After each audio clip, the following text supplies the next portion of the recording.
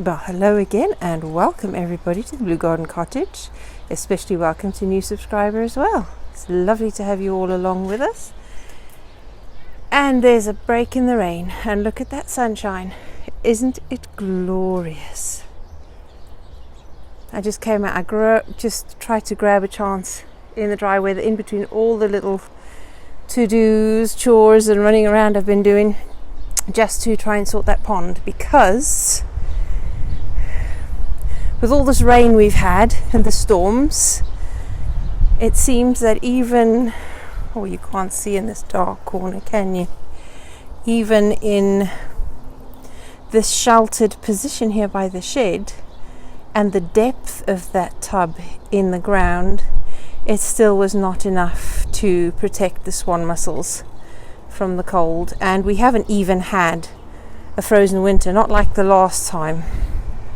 We haven't even had a frozen winter. So I am going to give up on swan mussels because they're living animals and I do not want to put them through suffering like that and putting them in a pond that's just not going to do them any good in this garden.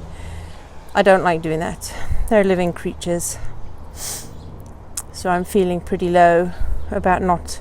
I thought they would survive. I gave them a really lovely shelf underneath the plants and the sand and the stones, and everything was really nice and sheltered there behind the pots and by the shed here with an oxygenating pump in there, but it obviously just was not good enough, and I'm not going to do that. So from now on I think I'm just going to stick with water plants. I do need to get a water pump to circulate the water more, and I'll put proper pond gravel in that one, fill that with more water, and then there will be an overflow from this bottom one.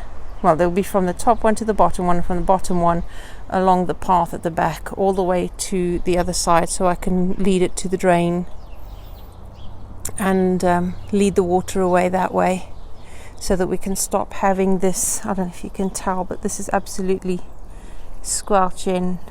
It is waterlogged. I showed you the other day. So yeah, got to sort that. Got to get the water moving. I do need a pump. So I'm just going to leave it for the water plants, and whatever critters come naturally will be more than welcome, and I hope they're healthy and happy, because look at that. Just a bit, not much. It's odd that they've put it by the plants rather than in the water. So I don't know if I should move them into the water, but will the water kill them if it's too cold? So I think I'm just going to make a dome over the pond and put a plastic cover, like a little mini polytunnel type cloche, to protect them and warm the water a little, and also to protect the tadpoles from the birds, because I mean that is not safe. In between the plants there, the birds are going to get them. So I'm not sure. Somebody please tell me, do I move those tadpoles into the water and cover it quickly before the next storms come, or leave them where they are? I really need help with that, because this year I definitely want frogs, and they've laid spawn there this year. I definitely want them to come back. We need those toads for slug control, because it's practically the only wildlife other than the blackbirds come in for the snails, and they don't do that much of a dent.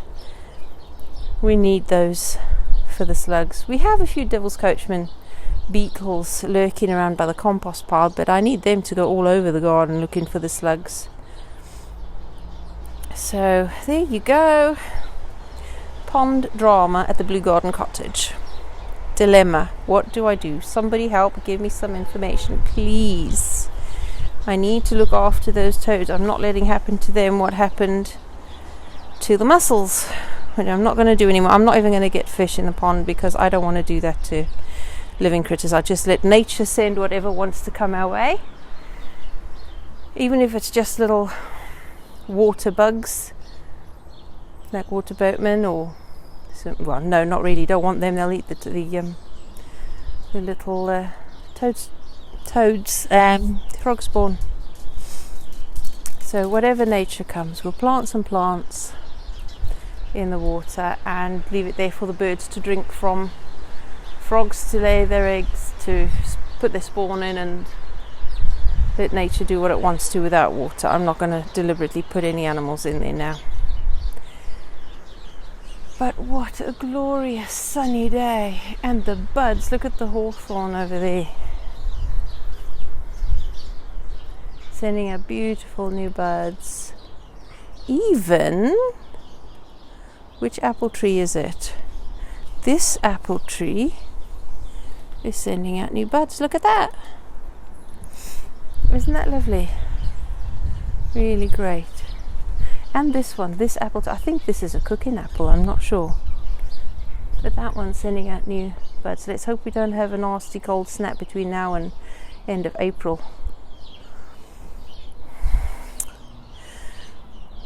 Oh, these paths, I don't know what I'm going to do because I can't afford to sort it out just yet, but we can't live in that. That's just sludge. I'll figure something temporary if needs be, but forget all those thoughts and worries. Feel the sunshine. Oh, there's my scores and error. This is the second year. So hopefully by the end of the year, one and a half of these tubs full I'll be able to harvest, and the other half I'll let go to flower so I can get some seeds off. But I think they're perennial. Hopefully we'll get some seeds and the rest will just carry on growing. I'll see. I'm not too sure. The kale has started putting up new shoots, but they won't last long because I'm going to harvest them, and the lamb's lettuce that haven't been chewed, because this bed has got to be cleared. I'm having second thoughts about putting potatoes here. What we're going to have to do here is build raised beds, quite deep raised beds, to keep the plants off the soil at the bottom, because this being a slope, the water runs down the slope and settles here. This is just mud, deep mud. So we have to sort out the overflows and build a raised bed here, because this is a muddy bit. I'm not putting potatoes in mud, no chance. So this bit's going to be a raised bed. Aye. This will be beans and chard and beetroot in that bed again, as I said. Going to try again with the leeks in here and spring onions, and then I'm going to surround it all with chives and marigolds and other smelly plants and more. I've got daisies on the other side. I'll see what other plants I can plant all the way around and even in between in dots. Do a bit of companion planting there. That aquilegia at the end has got to come out. That takes up too much space. So there you go. A couple of leeks ready to come out there, so I can use that. And I think all the cabbages and things, the kales and things like that, are going to go in this side. I'm not going to bother with corn this year. I really want to, but it's just no good in this garden. They had such a bad time there last year. And with the storms that we had, actually last year, the storms we had, they totally beat the daylights out of the corn over there last year. That's not such a good idea. They didn't do too badly here, but it wasn't that brilliant in this bed either.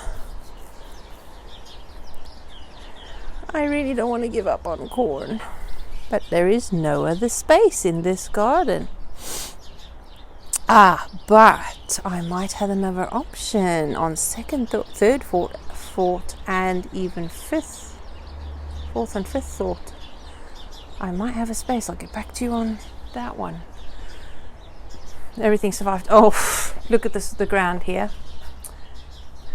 See these pots that I put here? The house sparrows have found a lovely dirt bath.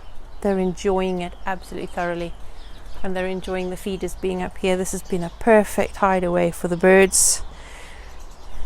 My poor slow need more compost in there. They've dug up the roots.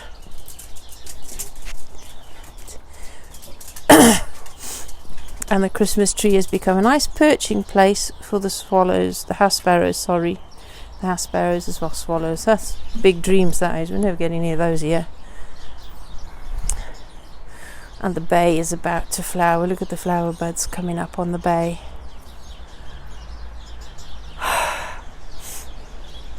So there you are, it's time to go.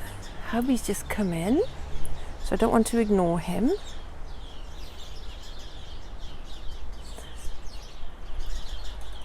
Might just sit outside a bit. No, actually, I've just been pelted with rain and hail and things when cleaning out that pond, so I need to go and get a shower and warm up so I don't get sick. Although the sunshine is helping with the solar panel there and putting the oxygen in the pond, so more sunny spells will help with that. Oh, can we please have some more sunshine? Enough of the rain already. Things are surviving. That rose is still growing as well, so can't wait for that to climb all over there. And Buttons is all excited because Dad's home. Chris, look at the tree kale you gave me, still looking good. And there's the Daubenton's kale that I took a cutting from the front garden. That survived. I am so chuffed with that. I have never taken cuttings from that have actually survived. That has survived. I am definitely improving, I am sure. Oh, all right, my lovelies. It's 11 minutes already. I better get going, get warmed up, dried off. And having enjoyed the last of the sunshine, it's going to move over to the front garden now because that's where the most sunshine will be. I shall speak to you again soon. Take care. Enjoy what the weather and the day brings. And I'll speak to you again soon. Don't forget to like, subscribe, and share if you like, if you haven't already done so. Always appreciated. Take care, everybody. Bye-bye.